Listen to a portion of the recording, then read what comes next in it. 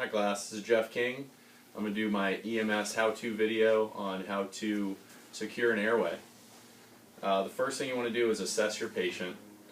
I'm going to make sure I have all my PPE on and come up and talk to them. If they're in minor respiratory distress or maybe their O2 sat is low, I can do the least invasive first, which would be a nasal cannula, put them on 100% oxygen, just at a low 2 to 4 liters, and just see if that helps them. If not, we can step it up. We can do a non-rebreather. Here will be at, depending on their lung volume, 10 to 15 liters, and we'll see if that is able to fix the problem. If not, we might have to go to a more secure airway of a king tube. There's three sizes we carry for adults. We have a 3, which is the yellow, and that's for adults who are 4 to 5 feet tall. We have a red. The red is going to be our standard. It's a number 4. That's going to be for 5 to 6 feet tall. And then we have the purple, which is going to be anyone greater than 6 feet tall. So in order to be able to use the king tube, the first thing we're going to have to do is get everything set up. So I have my gloves on, my eye protection. I'm going to want to get some lube and lube the end of the tube. I have one here already lubed and ready to go. I also need a syringe.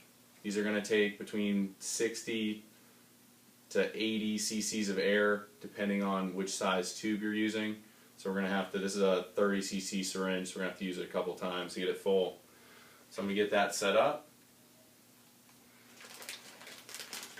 A king tube is different from an ET tube, which we'll talk about in a second, in that it's a blind insertion. So all we have to do is just insert it all the way down to the hub and ventilate.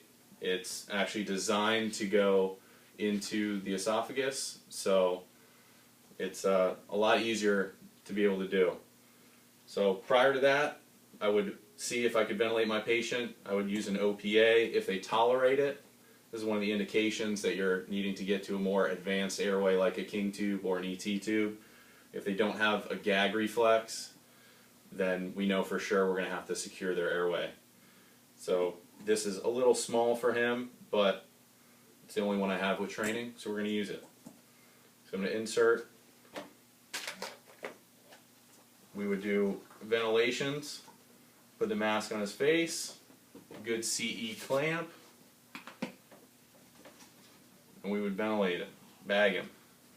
This would be connected to oxygen, the bag would be inflated, and we'd see his numbers and what we're able to get.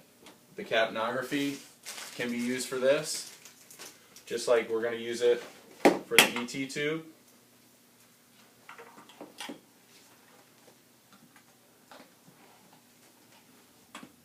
It's going to go right in between here, and this would be connected already to our life pack.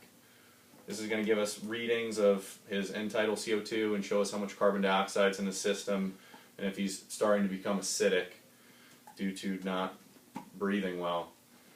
So if we're able to even get a little bit of chest rise right now with this, but assuming that wasn't good enough and we had to actually secure his airway, we'd remove the OPA, get my king tube.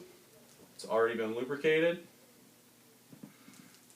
Blind insertion, going all the way down to the hub. Inflate with the air.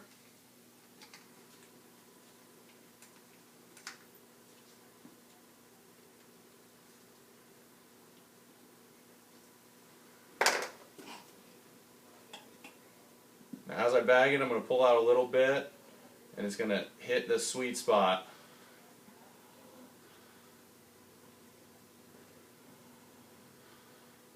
So it's in there, ventilating. Now if he had no intact gag reflex and we're worried about aspiration, now we're going to go to a king tube. That's the most, or the ET tube. It's the most advanced airway we carry as paramedics.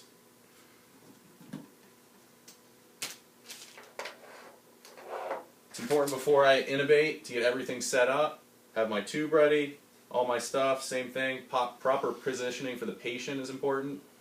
You want to have his ear in line with his sternum. That's going to give you the best chance of getting the airway right off the bat. We're going to have everything lubricated, set up. We're going to need a 10 to 12 cc syringe to inflate it once we're in.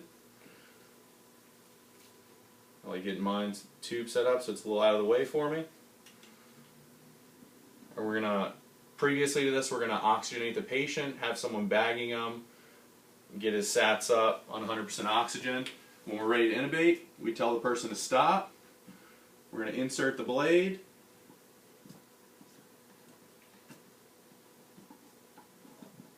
We're going to visualize the tube going through the vocal cords. We're going to mark where it is at the teeth. This one is 23 at the teeth.